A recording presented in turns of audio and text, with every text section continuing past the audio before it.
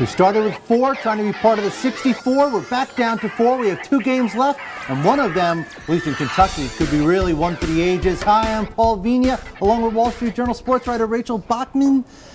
How are you? I'm great. How are you, Paul? Good games this weekend. We're down to the Final Four. Before we get to this Kentucky grudge match, which I think has the potential to just be an all-time game, let's quickly recap how we got here. And let's talk about Kansas. Yeah. Because to me, maybe I'm wrong, they're a 2 seed, but it doesn't seem like anybody was really talking about Kansas. And now they are in the Final Four in a statement game against North Carolina. Yeah, and you have to remember with that game, there is a caveat because Kendall Marshall, UNC's star point guard, didn't play, he was injured. And so that certainly had an impact on the game.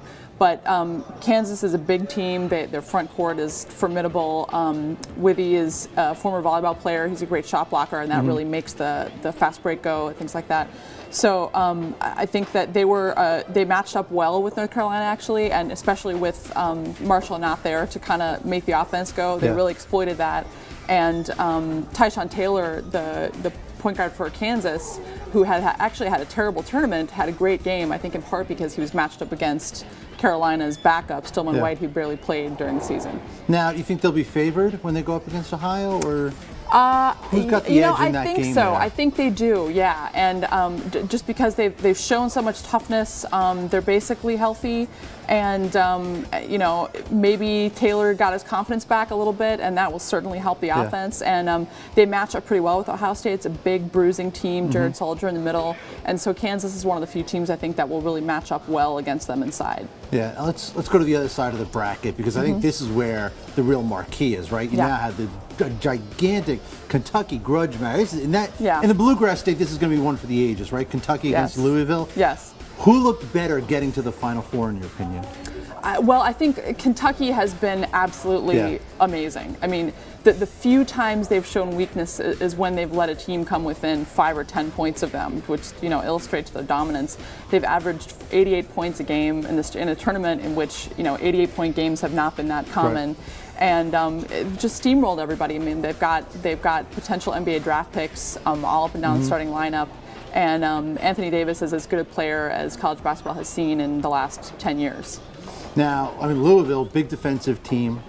They look pretty good, too. They are, by the way, my pick to win the whole thing. Louisville, okay. Look at you in the Final Four. In the Final Four. If they win it, I'll be okay. If they lose it, I'm done, whatever. But if they win it, I'll be... They've looked pretty good. Good defensive team.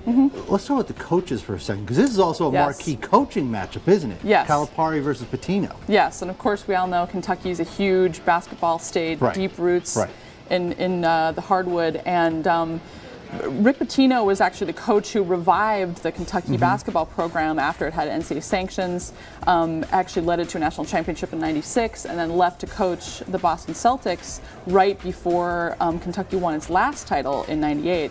And then he sparked ire across the state by leaving the NBA and taking over at Louisville, which of course is Kentucky's arch rival, which is pretty much the worst place he could have gone if you're a Kentucky fan. And here at Kentucky is John Calipari, who has had somewhat of a checkered past. He's had 2 Final Four appearances vacated, and due to various improprieties in which he was not implicated, we should say, but parts of the program were. And so he's trying to get his first national title, and he certainly has the team to do it. And it would seem that Kentucky is pretty heavily favored in this matchup, but you can't underestimate the grudge match factor. I should mention that Kentucky did beat Louisville earlier this season, so they have experience of going up against them and beating them. So who do you think is going to play for the national title? I think it's looking like Kansas, Kentucky, and I think that would be an interesting matchup because of their great front courts, and I think they do actually match up pretty well in that way. I should mention, too, that Kansas beat Ohio State earlier this season, but Ohio State was playing without Jared Sullinger, which sort of makes for an interesting matchup because he's their best player, and so it'll be interesting to see both teams at full strength. Yeah. Are you surprised that only one number 1 seed made it to the Final Four? A little bit, and of course Louisville upset Michigan State, and so that was their marquee win of the tournament.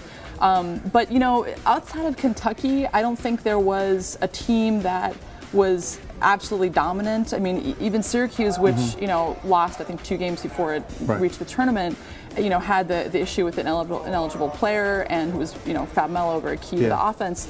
And so I think that there was no other #1 seed that people expected to just steamroll to the final round, especially when the point guard at North Carolina got injured. Yeah. So. And you think Kentucky steamrolls to the title?